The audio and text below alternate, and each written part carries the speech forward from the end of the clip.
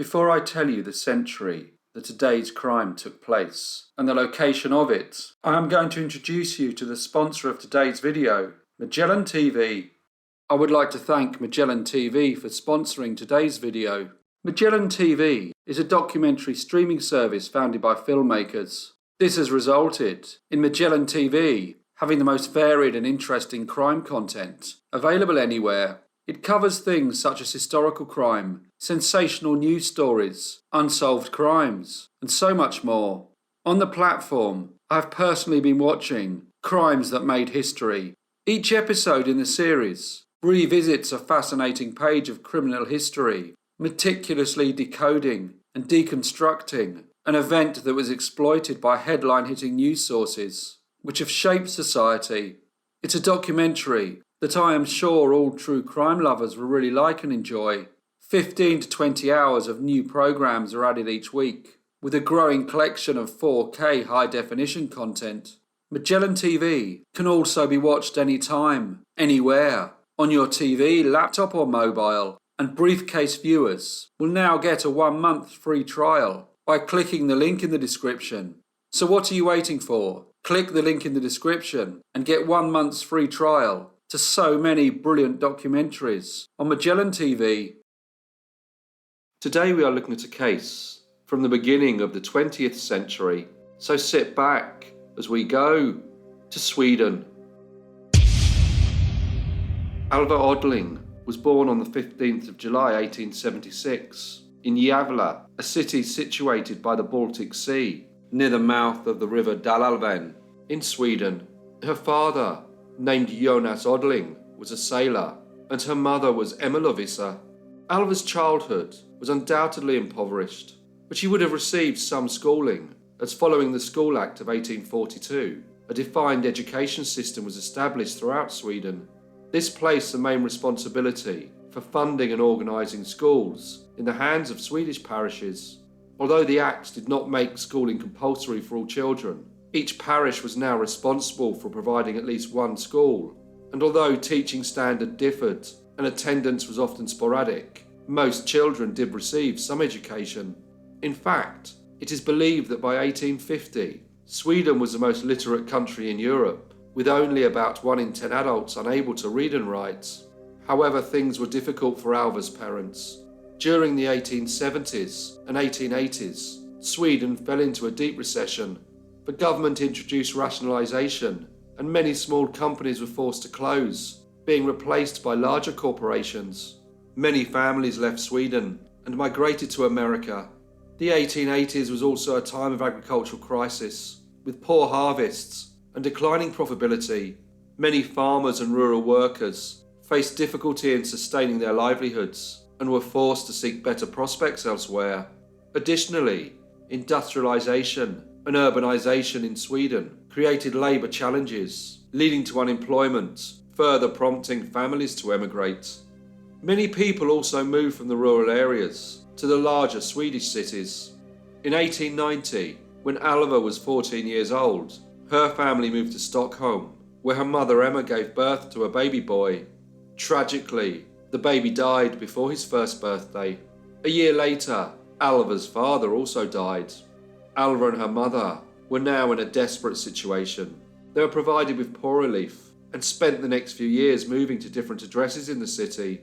They worked when they could, usually as domestic servants, and in 1893, Emma gave birth to a baby boy. The father of the baby was unknown, and with no husband to support her, the baby was placed in a children's home. However, Alva's situation did seem to improve when on the 24th of December 1899, she married a man named Alva Nordberg. He worked as a sailor and ship's carpenter, and soon after the wedding, she gave birth to a baby girl, Alva Serena Josefina. The following year, in 1900, a second child was born, who they named Bjorn. Tragically, the baby died 5 months later. In 1901, Alva gave birth to a third child, a son. The couple tried to improve their circumstances. Life was not easy in the city. Poverty became a pressing issue in urban areas, and like many European countries, Sweden experienced an influx of people moving to the cities in search of work and a better life. The urbanisation process often led to overcrowded living conditions, inadequate sanitation, and limited access to resources and social services. It also meant that there were more people looking for employment.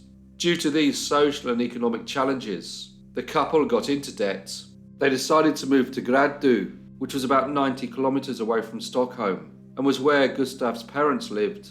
By the start of the 20th century, it had become a popular tourist destination, and a number of summer and guest houses were built in the area. A hot bath house was also opened. Alva opened her own tea room to cater for the increasing number of summer visitors that came to the area, but she was unable to make this venture profitable, and the couple's debts continued to increase. Gustav was not able to provide for his family, and as the months passed, their situation became quite desperate. Poverty was very prevalent during this period, and it was not uncommon for people to find themselves in dire circumstances. Many parents were unable to provide adequate care for their infants. Due to their rising debts, Alva decided to start a child care service. There were many advertisements in newspapers in which mothers were looking for foster parents for their children.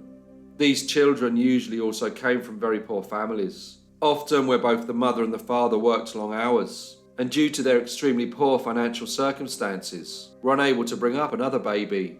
It was not until 1919 that Sweden introduced laws restricting the working day to 8 hours.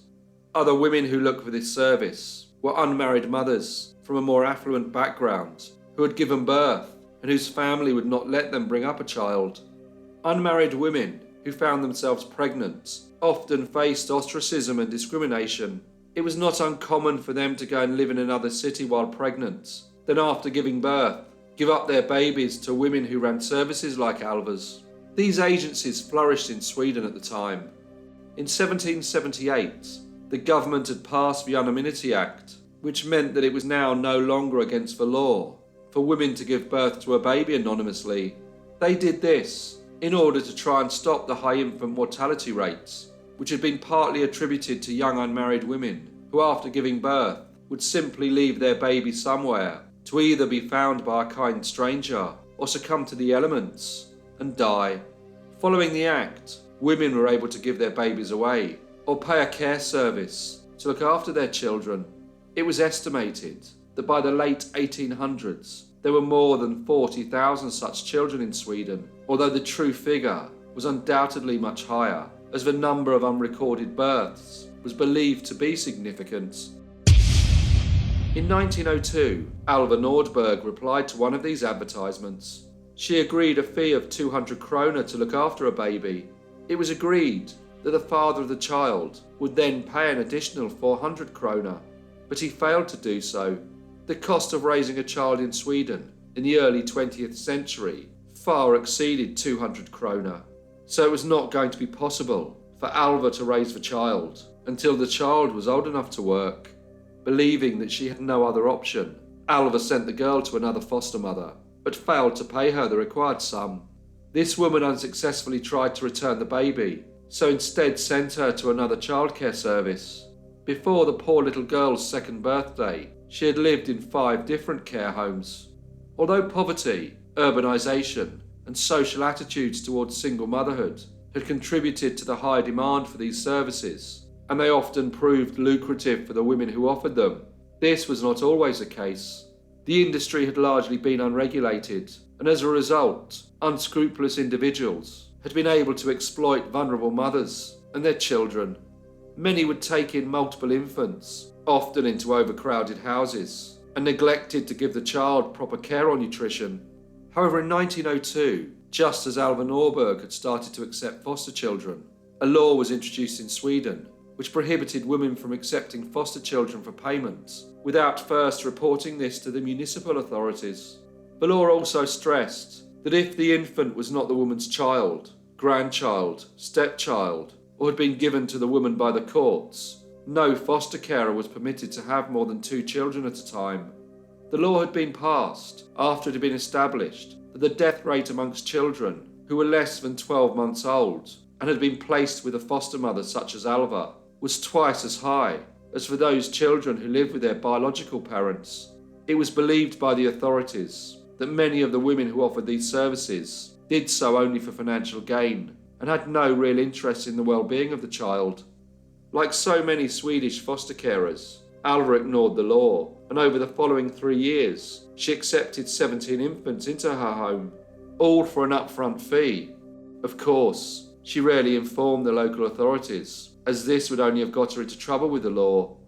Unbeknown to Alva, her neighbours were getting quite concerned about her foster care service, so much so that one informed the local police, who in turn contacted the police in Stockholm. When she took a trip to the capital, she was followed, before being stopped to ask what she had in the sugar chest that she was carrying. When the police looked inside, they discovered a small child's body. A subsequent post-mortem revealed that the child had also been drugged. Alva Nordberg was arrested. During the trial, it was revealed that of the 17 children Alva had looked after during the previous 3 years, 7 had died whilst in her care. She told the court that she had not wanted to take on so many infants, and that she had not intentionally killed any of them. However, medical experts believed that children who died while being looked after by women such as Alva usually showed signs of dehydration, infections, and untreated diseases. They stated that it was their experience that most of the infants who died while in care experienced immense suffering during their short lives. As the trial progressed, the public's outrage grew.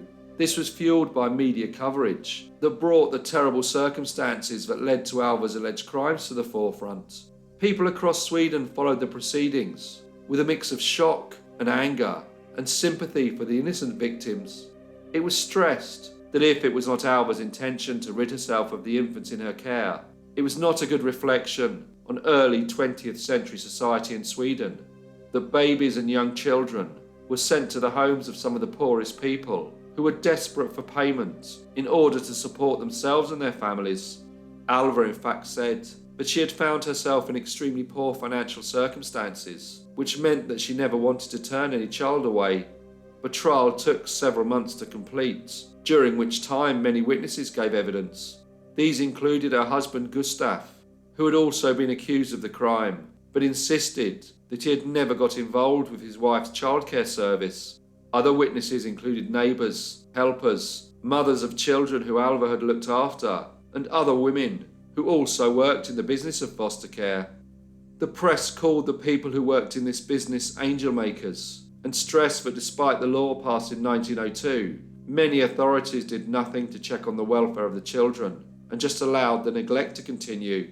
It was stressed that with so many people struggling, and the shame that was put upon an unmarried mother was such that this practice would not only continue, but thrive, as it had done throughout the previous century.